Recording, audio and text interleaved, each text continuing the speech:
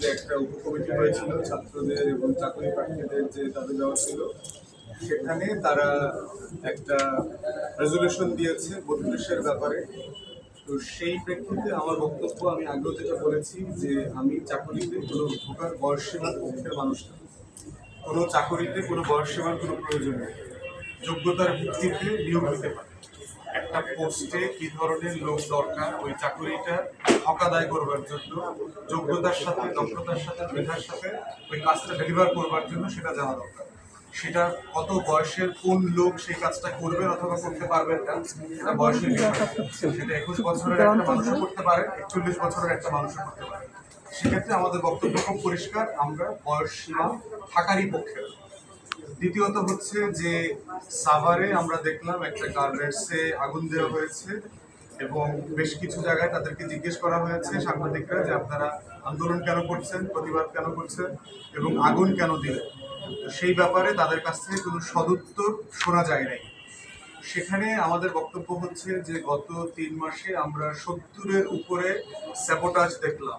Awami answer League, Awami প্রতিবন্ধী লীগ, আওয়ামী শ্রমিক লীগ, এইরকম প্রচুর স্যাবোটাজের ঘটনা আমরা দেখেছি।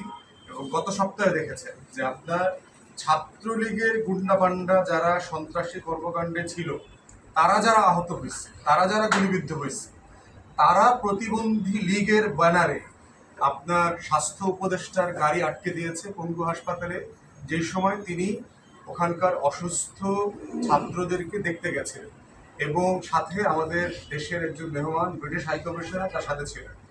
এই সময়তে তার রাস্তায় শুয়ে পড়ে তার গাড়ি আটকে দেয়। কিন্তু এই আওয়ামী প্রতিবন্ধী লীগ কয়েক ঘন্টার ভিতরে আবার রাস্তা দখল করে এখন বলছে যে উপদেষ্টাকে আসতে হবে, তাদের সাথে যোগাযোগ করতে হবে, পদত্যাগ করতে হবে এবং আমাদের মধ্য থেকে উপদেষ্টা হইতে হবে। এই ধরনের উদ্ভট কিছু দাবি দেওয়া তারা করেছে। পরবর্তীতে আমরা দেখলাম যে সামরিক এবং বেসামরিক বেশ কিছু কর্মকর্তা যারা আসলে উপদেষ্টা হইতে চায়, তারা ইন্ধন জুগিয়েছে এই আওয়ামী প্রতিবন্ধী লীগকে রাস্তায় নামাইতে। একটা বিষয় হচ্ছে যে কেউ অসুস্থ হইলে, আহত হইলে, যে দলেরই হোক, তার রাষ্ট্রের কাছে স্বাস্থ্যসেবা পাওয়ার পূর্ণ অধিকার আছে।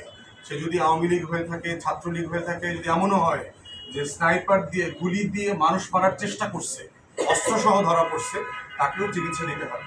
চিকিৎসা দেওয়ার পরে তাকে বিচার করতে হবে যে সে যে অন্যায় করেছে, ফৌজদারি অপরাধ করেছে। এই জন্য আমরা সাভারের ঘটনার ব্যাপারে আমরা অন্তর্বর্তীকালীন সরকারকে আহ্বান করছি যে আপনারা ইমিডিয়েটলি এটা ইনভেস্টিগেট করেন এবং টোটাল শিল্পাঞ্চলে যে নাটকগুলো হচ্ছে, যে জিম্মি করে দাবি দেওয়া করা, আন্দোলন করা, সেগুলো বের করে বিচারের আওতায় আনা দরকার। এক্ষেত্রে ওখানকার যারা নবম ডিভিশনকে আমরা দেখেছি যে তারা এখানে রোল প্লে করছে, তারপরে হচ্ছে সেনাদের বিভিন্ন ডিভিশন এখানে রোল প্লে করছে। তো সেটার সাথে আমাদের শিল্পাঞ্চলের পুলিশ এবং গোয়েন্দা সংস্থা একসাথে মিলে বের করা দরকার যে আসলে তারা আসলে কি করবার চেষ্টা করছে এবং এটার পিছনে যদি ইন্ধন থেকে থাকে তাদেরকে বিচার করা দরকার। একই দিনে, একই সময়, প্রায় কাছাকাছি সময় আমরা দেখলাম যে আন্তর্জাতিক অপরাধ ট্রাইব্যুনাল যেটা আছে, যেখানে এই গণহত্যা এবং মানবতা বিরোধী অপরাধের বিচার চলছে, সেখানে আজকে দেখলাম যে আওয়ামী ফাঁসিবাদের গুরুত্বপূর্ণ ক্রিমিনাল অভিযুক্ত যারা আছেন তাদেরকে আজকে সকালে প্রডিউস করা হয়েছিল। তো তাদের বিচারের দাবিটা যেহেতু সারা বাংলাদেশে একটা জনসম্মত একটা জায়গা, একটা কনসেনসাস হয়ে গেছে, ঐক্যমত হয়ে গেছে, তাদেরকে বিচারের আওতায় আনতে হবে।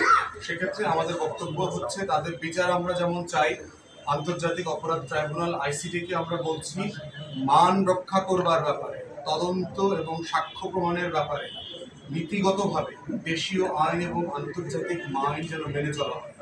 কোনোভাবে এই বিচার প্রক্রিয়া যেন প্রশ্নবিদ্ধ না হয়, কোনোভাবে এই বিচার প্রক্রিয়া নিয়ে যেন বিদেশে কোনো ষড়যন্ত্র করবার কোনো ওসিলা তৈরি না হয়। সেক্ষেত্রে সরকারকে যতটুকু সম্ভব লজিস্টিক্যাল সাপোর্ট দেওয়া দরকার, আইসিটিকে সেটা দেওয়া দরকার। এখন পর্যন্ত যে সাপোর্ট সরকার দিয়েছে আমরা মনে করছি এটা সাফিসিয়েন্ট না।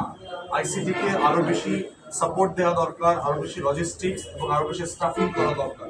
এখানে এই গুম, খুন, গণহত্যার শিকার যে পরিবার আছেন, মানবতা বিরোধী অপরাধের শিকার যে পরিবার আছেন, তাদেরকে নিয়ে ঐতিহাসিক জায়গা থেকে গবেষণা করা, এথনোগ্রাফি করার মতো রিসার্চারকে অ্যাপয়েন্ট করা দরকার, যারা এই ঘটনাগুলোকে সারা পৃথিবীতে তুলে ধরতে পারবেন।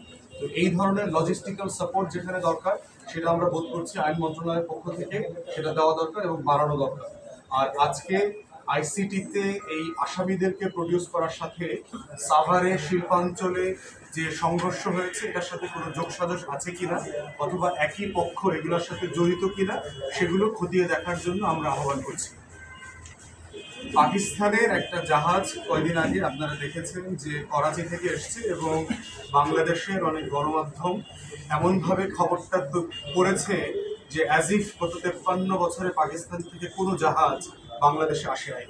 আসলে ব্যাপারটা তা না। পাকিস্তান থেকে রেগুলার বাংলাদেশে জাহাজ আসা যাওয়া করে। যেটা হয় হয়তো কন্টেইনার শিপ এই প্রথমবার এসছে, জেনারেল যে কার্গো শিপ আছে, বাল্ক শিপ আছে, এগুলো পাকিস্তান থেকে রেগুলার যাওয়া আসা করে। তা না হলে আমাদের সাথে এই যে $1 বিলিয়ন যে ব্যবসা বাণিজ্য আছে এগুলো কিভাবে হচ্ছে? পাকিস্তানের পেঁয়াজ তো আওয়ামী লীগ সরকারও আছে। তাহলে এই ধরনের উদ্ভট নিউজ করে এবং কোনো কোনো পত্রিকাতে দেখলাম যে কোনো কোনো কন্টেইনার খালি ছিল, কোন কন্টেইনারে কি ছিল সেটা জানা যায় না। আপনার জানতে হবে না, যে ব্যবসা করে সে জানবে। আপনাদের রেভিনিউ বোর্ড আছে, বাংলাদেশ ব্যাংক আছে, ওখানকার কাস্টমস ভ্যাটের যে গোয়েন্দা আছে, ওদের কিন্তু নিজস্ব গোয়েন্দা সংস্থা আছে, তারা দেখবে যে এলসি করা হয়েছে কোন পণ্যের জন্য, এটা কি আলুর জন্য করা হয়েছে, আলুর বদলে কি পটল এসেছে, পটলের বদলে কি